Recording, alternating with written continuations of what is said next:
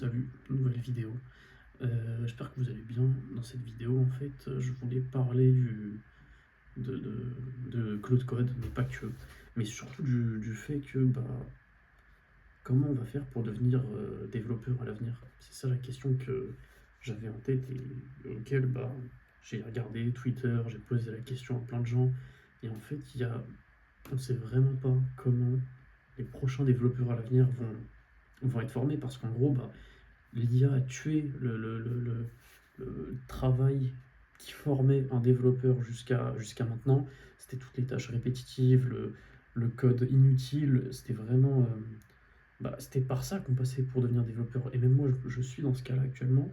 C'est qu'en gros, j'utilise Claude Code pour faire des trucs, mais à côté de ça, je me rends compte que c'est tellement frustrant.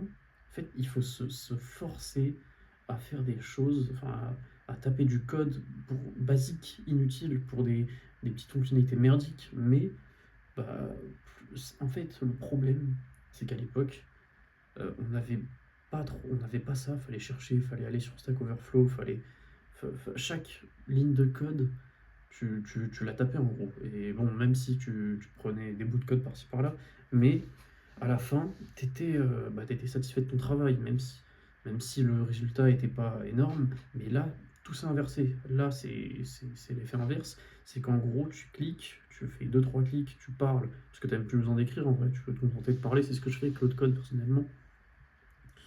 Et du coup, l'échelle enfin, ça s'est complètement renversé.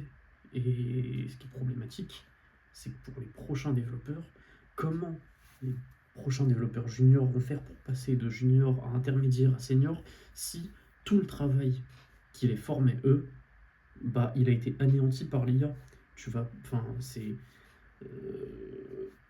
je sais pas comment ça va se passer. Enfin, la solution, ce serait que chaque personne, malgré le travail que Claude peut accomplir ou quoi, se force elle-même à- à écrire du code qu'elle jugerait, enfin, du code inutile, mais pour s'entraîner. Et je pense qu'en fait, ça va être beaucoup plus difficile de devenir, d'acquérir des vraies compétences.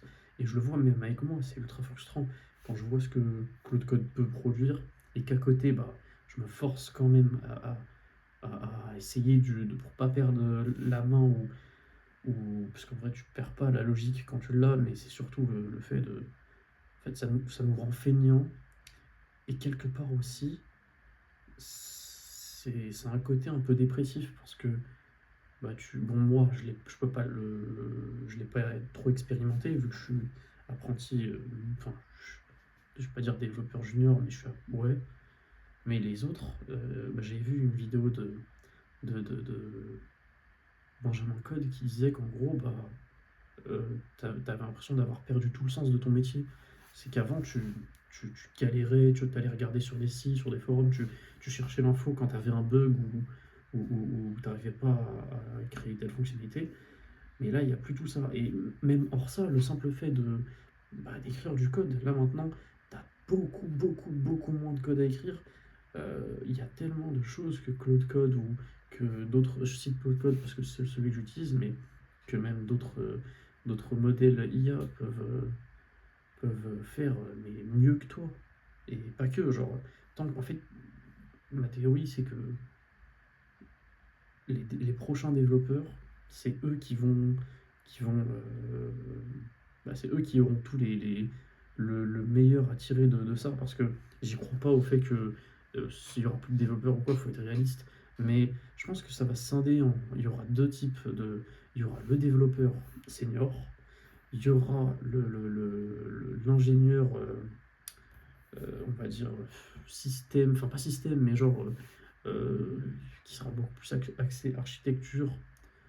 Et sinon, en fait, il y aura plus il y aura uniquement les excellents développeurs et la barrière, elle va, comment je pourrais dire ça?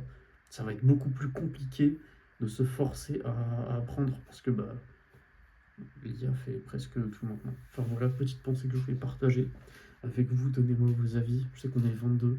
Je vais reprendre des vidéos sérieusement parce que c'est cool en vrai. À chaque fois, j'ai une idée à vouloir expérimenter.